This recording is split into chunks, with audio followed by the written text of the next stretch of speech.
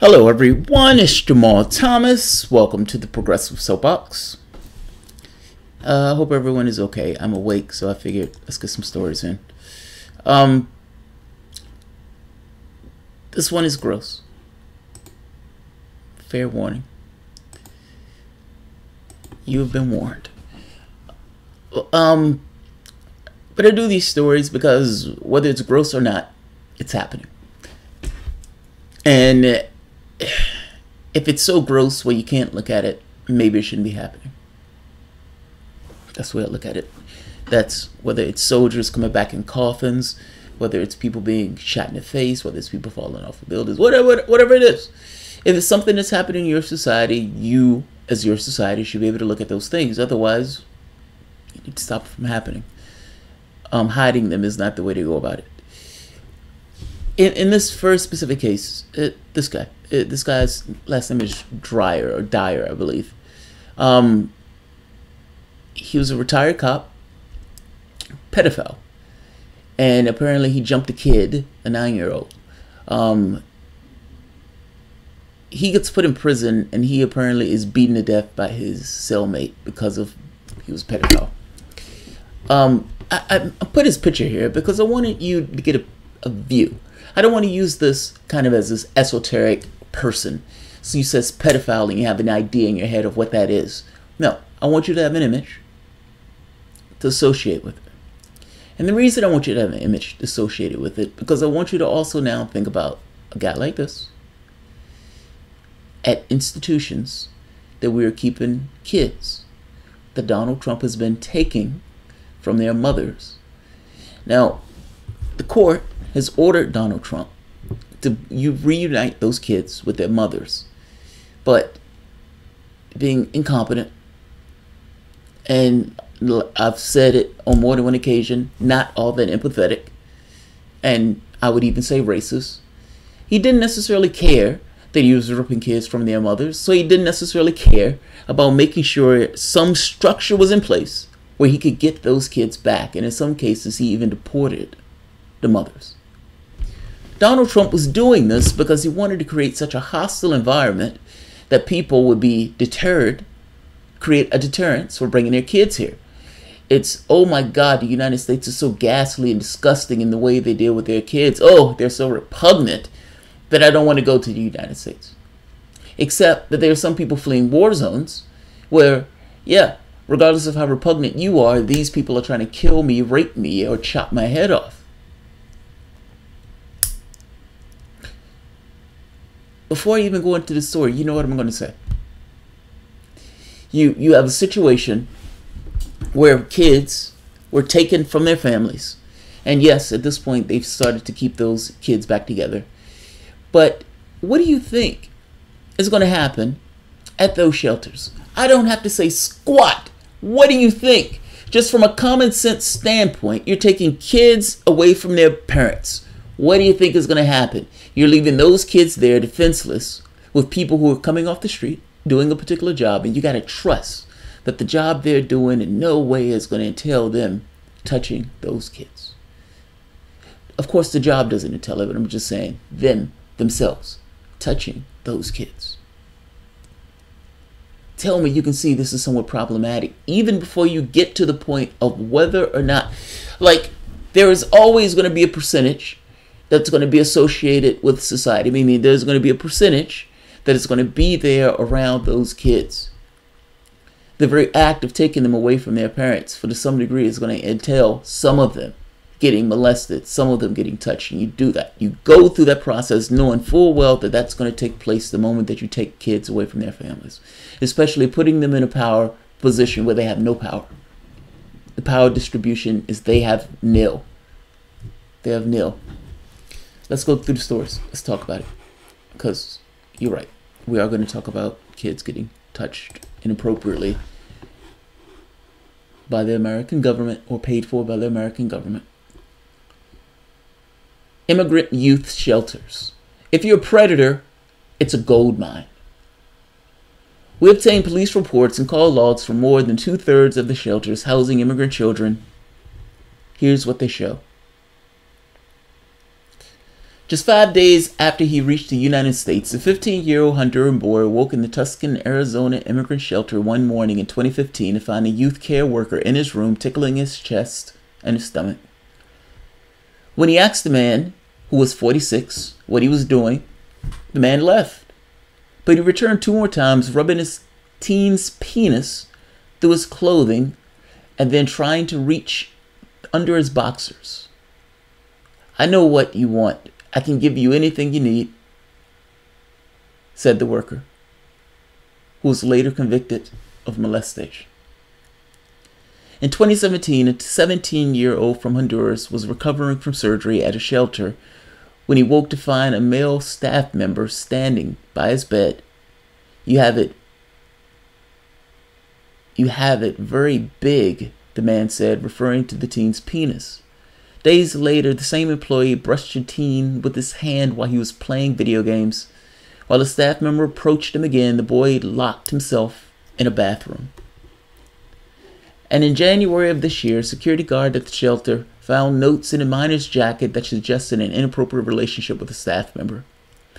Pulled from the police reports, incidents like these in a Southwest Keys Tuscan shelter provide a snapshot of what has largely been kept from the public as well as members of Congress, a view, uncolored by politics, of troubling incidents inside the facilities housing immigrant children. Using state public record laws, ProPublica has obtained police reports and call logs concerning more than 70 of the approximately 100 immigrant youth shelters run by the United States Health and Human Services Department's Office of Refugee Resettlement. While not a comprehensive assessment of the conditions at these shelters, the records challenge the Trump administration's assertions that the shelters are havens for children. The reports document hundreds of allegations of sexual offenses, fights, and missing children. I'm not going to go through this entire thing because it's a very long article. I'm going to leave it to read for yourself. But this is one of those things where it's like, yeah, if you're taking kids away from their children and you're leaving them by themselves with other adults, if you're a pedophile, this is a bonanza. And for all intents and purposes, that's what these records are showing. The recently discontinued practice of separation of children from their parents has thrust the youth shelters into the national spotlight. But with little public scrutiny, they have long cared for thousands of immigrant children, most of them teenagers, although last year 17% were under 13. On any given day, the shelter in 17 states across the country house around 10,000 adolescents. The more than 1,000 pages of police reports and logs detail incidents dating back to the surge of unaccompanied minors from Central America in 2014 during the Obama administration. But immigrant advocates, psychologists, officials, and formerly oversaw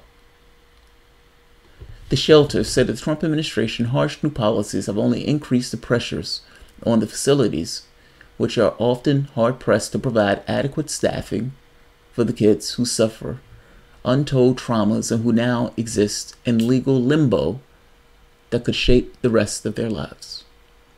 "If you're a predator, it's a gold mine," said Lisa Fortura, Director of Children and Adolescent Psychiatry in Boston Medical Center.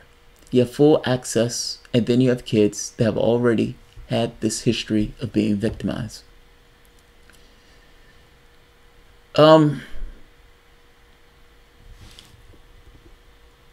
Let's see.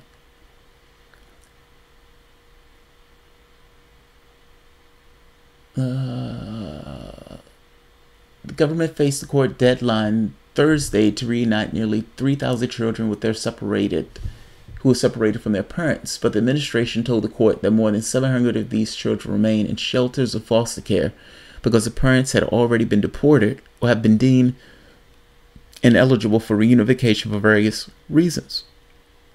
Now, to be fair to them, not all the reports or not all of the people who were called did anything.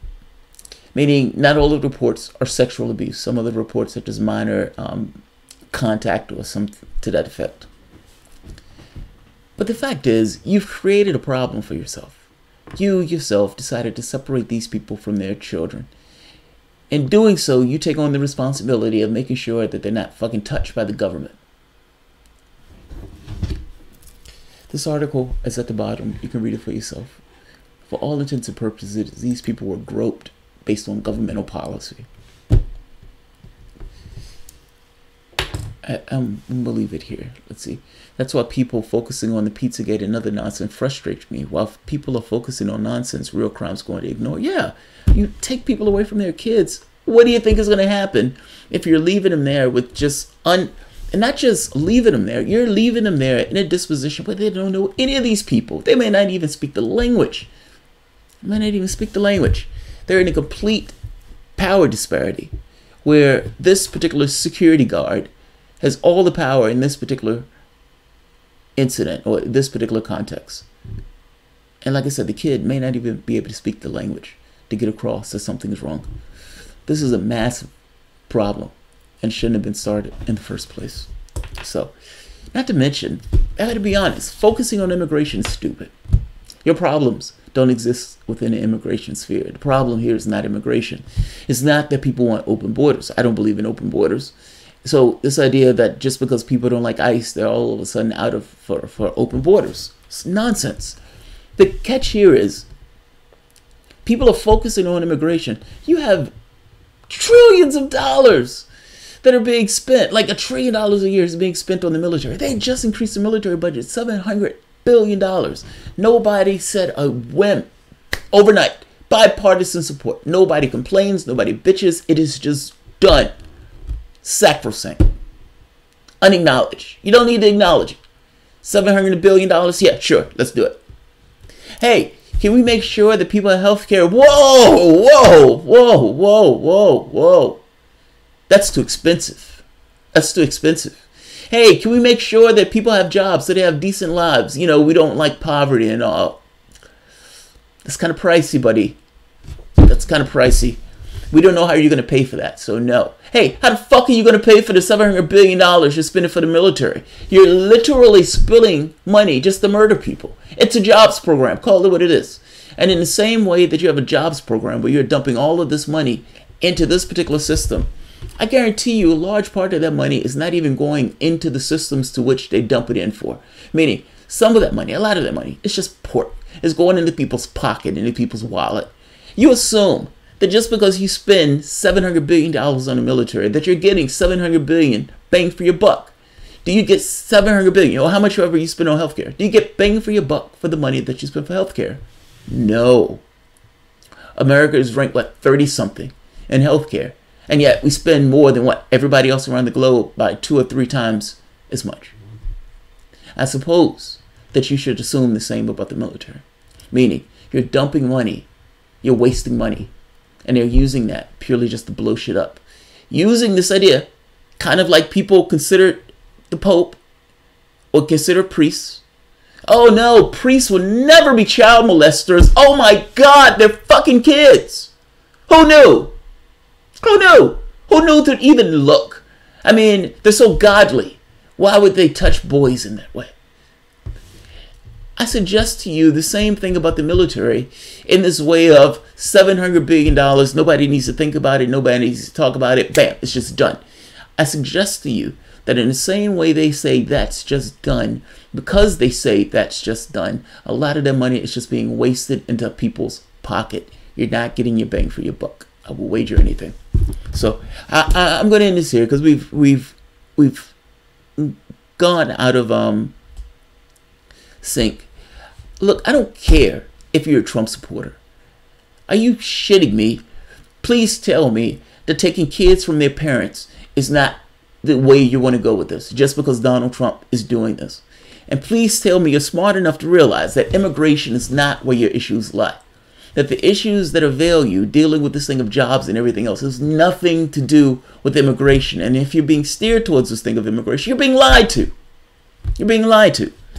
Obama 2.0, this time for Republicans, for Trump supporters. So I'll leave this here. All right, guys. If you enjoy the content, please feel free to share, like, subscribe, and of course, you can always support the patron. Let me make sure. Yeah, we can always support the patron. Why don't we discuss imperialism? Immigration is a smokescreen. Yes, it is. That's kind of my point. That's kind of my point. And I mean, yes, I mean, look, part of the reason that the people are coming to our shows in the first place is, yeah, to some degree, imperialism. We're fucking around in the South. Honduras. Hillary Clinton talks about this thing of Honduras. And you find out, you know, that she was in part responsible for not allowing the due process to take its course, meaning the person who was escorted out by the military that wasn't a coup, supposedly wasn't a coup, and then the United States takes this active role in preventing the active person or the right person from coming back. Well, yeah, to some degree now they're complaining about Honduras, and it's like, oh, I don't understand why these people keep coming to our shores, fucking around in their places. I mean, we've been doing one coup after the next in South America. I don't think we have standing to completely bitch about this stuff and the way that we bitch about this stuff, because we talk about it as if it's an issue purely pertaining to the border. It's, oh, the border. What are we going to do about the border? What are we going to do about fucking over people in those countries? I'm making my point is, you can't really have a conversation, honest conversation about immigration without having a conversation about why those countries are the way those countries are. And if you don't want to come in here, you can't necessarily have fires abroad. Meaning, stop setting your house on fire if you don't want them coming to your door. So, I'm going to leave this. I keep saying I'm going to leave this. Y'all have a decent one. I'll talk to you soon. Thanks, everyone.